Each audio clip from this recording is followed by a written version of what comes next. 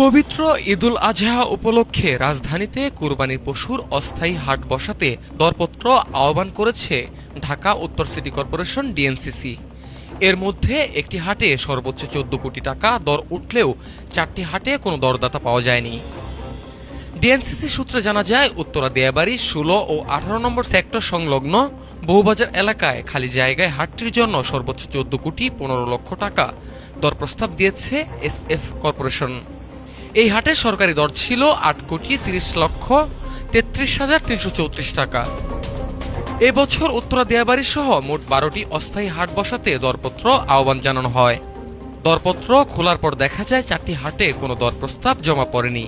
২টি হাটে মাত্র একটি করে দরপত্র জমা পড়ে। তেজগাঁওয়ে ঢাকা পলিটেকনিক ইনস্টিটিউট সংলগ্ন হাটে সর্বোচ্চ দর উঠেছে ৩ কোটি ৮৭ লাখ টাকা।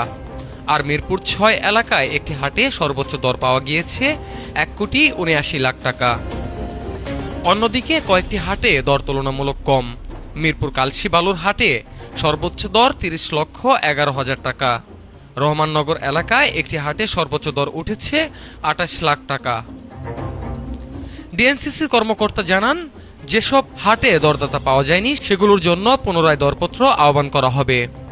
পাশাপাশি জমা দরপত্রগুলো যাচাই বাছাই শেষে চূড়ান্ত সিদ্ধান্ত নেওয়া হবে। উল্লেখ্য, ঈদের দিন সহ মোট ৫ দিনব্যাপী রাজধানীর এসব অস্থায়ী হাটে কোরবানি পশু বেচাকেনা হবে। মুকসুদুল হাসান মিঠু, ঢাকা টুডে।